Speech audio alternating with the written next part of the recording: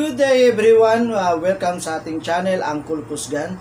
For today's video, we will going to check the details of the new Immortality 3. So, we will check first the side view. So, kung makikita nyo dito guys, nag-iba na ang design ng Immortality 2 compare sa Immortality 1 at sa Immortality 2. So, yung shoes logo niya dito guys ay naka stitch na, nakaborda na. Okay? Nakatahi na. Hindi gaya ng sa 2 na printed. Ito ay naka-stitch na siya guys. So dito sa side na ito, sa gilid, rubberized materials. Then sa upper side view, so translucent pa rin, net materials, same sa 1 at sa 2, but iba lang yung pagkakatela niya, iba lang pagkagagawa. Dito naman sa may tip 2, dito yung tela niya naka coat pa rin ng rubber. Okay, so sa other side naman translucent pa rin na net dito banda na side. Then sa tang, yung tang na same pa rin sa 1 at 2, medyo makapal lang siya. Medyo makapal. Tapos malambot. Okay. So, dito naman na side, same sa 1 at 2, makapal talaga ang sa may ankle brace niya. Okay. So, suportado yung ankle mo dito, hindi mabubugbog masyado. Then ang napansin ko lang sa 3 hindi na mahaba ang dito banda sa likod.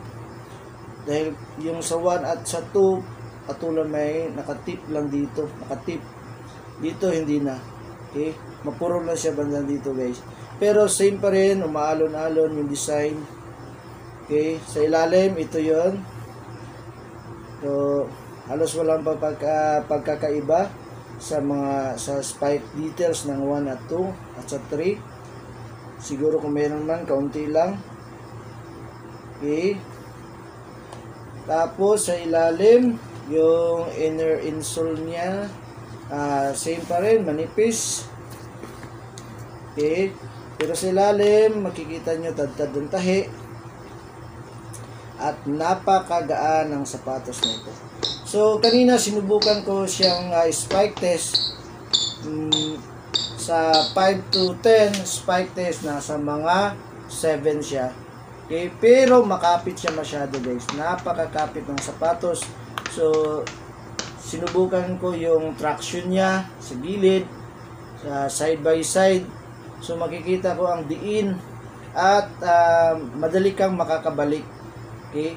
So kung magpapaibot ka, madali kang makakabalik, walang problema. Goods ang traction niya. And then kung sa talunan naman, ginamit ko siya kanina sa pagtalon-talon. Dahil sa masyado siyang magaan, walang problema sa pagtalon. Okay? At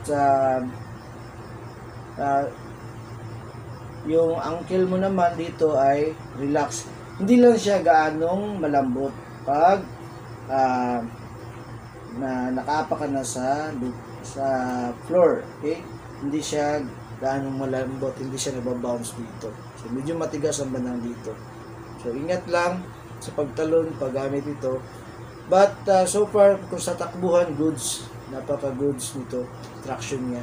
Yung cushion lang niya is medyo maliit. Kunti lang. So, kung i-rate natin siya sa tractions, pang 5 to 10, nasa mga 9 ang traction niya. Pero sa cushion, guys, sa 5 to 10, nasa 6 na siya. Hindi siya gaanong malambot. Pero magaan siya. Okay? Napakagaan ng sapatos nito. So, compare sa